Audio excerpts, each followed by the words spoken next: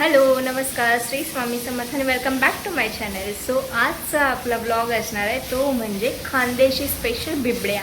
तर मम्मीने टाकले बिबड्यासाठी प्रिपरेशन केलं आहे, ज्वारी वगैरे भिजत टाकली आहे. सो ते तुम्हाला आता दाखवते. So let's go. मम्मी, आता ज्यांना माहिती नाही त्यांच्यासाठी हे सगळं की बिबड्या काय असतं. ते ज्वारी आणि याचे पापड असतात. रवा भिजत घालायचा, ज्वारी भिजत घालायची आणि किती तांदूळ दिवस? 3 दिवस 3 दिवस ज्वारी, तांदूळ आणि गहू गहू भिजत घालायचे आणि मग ते फर्मेंट होतं आणि मग नंतर आपण काय करतो, त्याचं चिक काढतो. चीक काढतो आणि मग ते चीक गरम करून त्याचे पापड, बिबड्या म्हणजे पापड, घाटा शिजवणं बोलतात त्याला. घाटा शिजवून मग त्याचे पापड टाकतो. सो आता आपण जे भिजत घातले मी तुम्हाला ते सगळं साहित्य दाखवते. ही ज्वारी आपण भिजत घातली होती. हा आहे रवा जो आपण 3 दिवस भिजत घातलाय आणि हे आहे तांदूळ. तू मगाशी म्हटलंस की गहू भिजत घालतात, पण आपण इथे गहू न भिजवता त्याच्या जागेवर रवा भिजवला, बरोबर? ओके, सो हे एक ऑप्शन आहे. जर गहू नाही भिजत घातले तर तुम्ही त्याच्या जागेवर रवा भिजवू शकता. रवा फक्त 2 दिवस घेतला तरी चालेल. ओके, रवा हा फक्त 2 दिवस जरी भिजवला तरी ओके आहे. असं थोडं थोडं घेऊन दळायचं.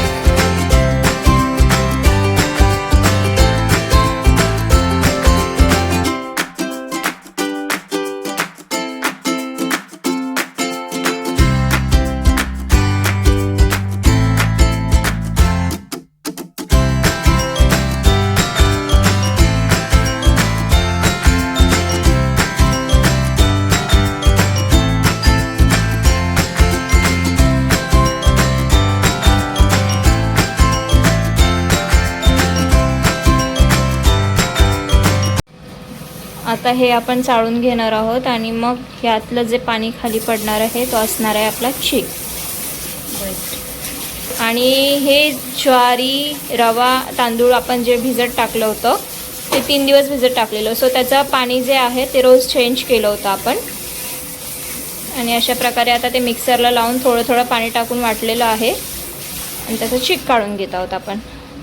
सो तुम्ही बघू शकता की 1 मिनटं खाली हा असा आपल्याला फाईन चीक येतो आहे.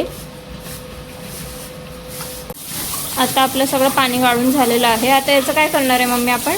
याच्यात परत पाणी टाकणार आणि परत काढणार. ओके, याच्यातलं कोंडा निघेपर्यंत आपण पूर्ण ड्राय होईपर्यंत त्यातलं पाणी टाकून टाकून ते पूर्ण चीक काढून घ्यायचं आहे, बरोबर?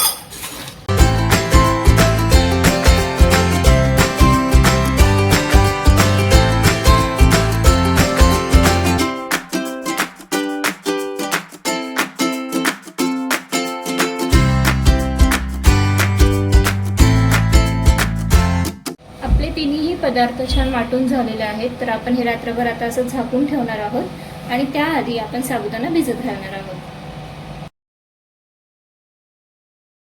आता हे चिकाच्या वरचं जे पाणी आहे, चिक खाली साठलंय आणि हे वर पाणी आलंय, हे आपण फेकून द्यायचं आहे. हे तिन्ही जे आपण भिजत घातले ते तांदूळ, रवा आणि ज्वारी, तिघांची सेम प्रोसेस असणार आहे. आपण आता पाणी गरम करायला ठेवलेलं आहे. जेवढं चीक असेल त्याच्या 1.5 पट पाणी घ्यायचं आहे. आपण इथे घेतलेले आहेत चिली फ्लेक्स, पापड खार, मीठ, तीळ आणि बडीशेप. हे आपण आपल्या अंदाजाने घ्यायचं आहे. शिवाय आपण लसूण देखील वाटून घेतलेलं आहे. पाणी छान कडकडीत गरम झालं आहे. तर आता आपण त्यात सर्व सुकं साहित्य टाकून घेणार आहोत.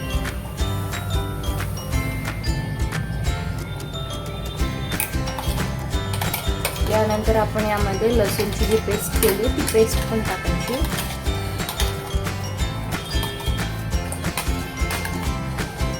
सर्व छान मिक्स करून घ्यायचं, एकदा स्टर करून.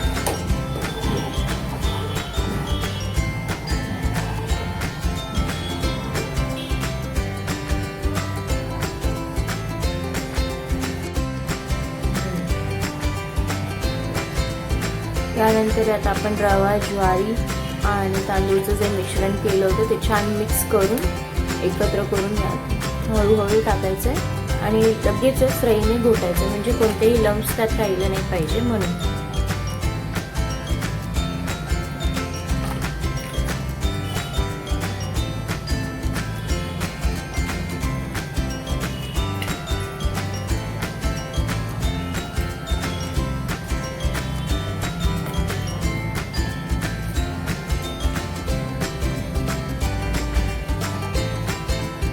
हे सर्व छान असं एकत्रित करून झालं की आपण यामध्ये रात्रभर भिजत टाकलेला साबुदाणा ऍड करायचा.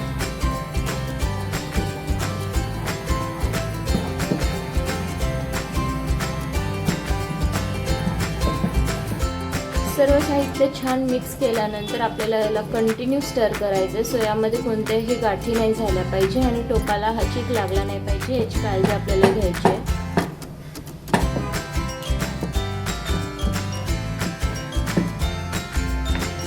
सर्व साहित्य एकत्र केल्यानंतर त्याला थोडंसं स्टर केल्यानंतर आपलं मिश्रण जे थोडं घट्ट वाटत होतं, सो त्यात आता गरम पाणी ॲड केलेलं आहे आणि अजून त्याला हलवत आहे. आता हे छान मस्त शिजलेलं आहे. पुन्हा आपण त्याला एकदा स्टर करून घेणार आहोत.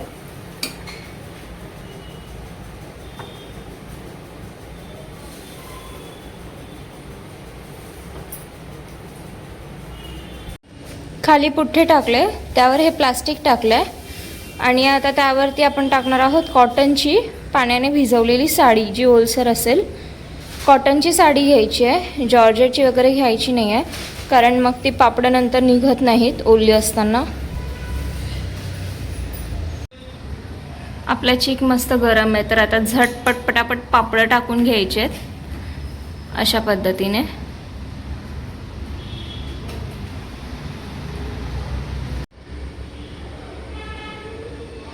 अशा प्रकारे आपल्याला बिबड्या टाकायच्या आहेत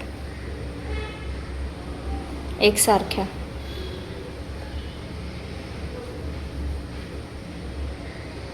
फायनली आमच्या बिबड्या टाकून झालेल्या आहेत. त्या टोपाची जी खरड तुम्ही बघताय ती आम्ही ऑलरेडी अर्धी खाऊन झालेलो आहोत आणि ही जी मिडलची आहे ती माझ्या भाऊसाठी ठेवली, नाही तर तो चिडेल आमच्यावरती. आता ही पण आता खरड आहे, ती पण राहणार नाही, येता जाता संपणार आहे.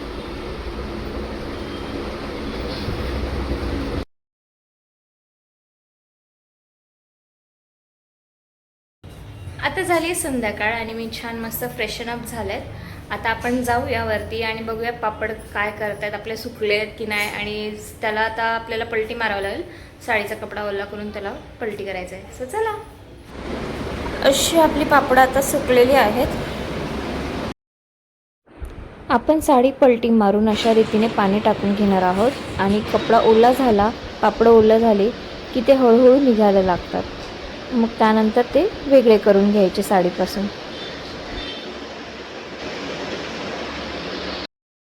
या अर्धवट ओल्या असणाऱ्या बिबड्या खाण्याचं सूप पण काही वेगळंच असतं बरं का, त्याची टेस्ट फारच सुंदर लागते.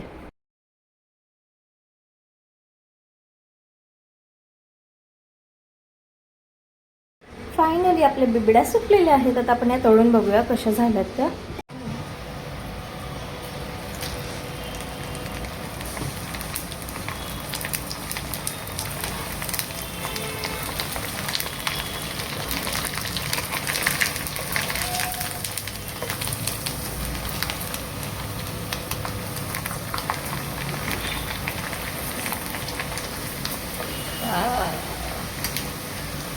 अशी सुंदर बिबडी आपली तयार झालेली आहे.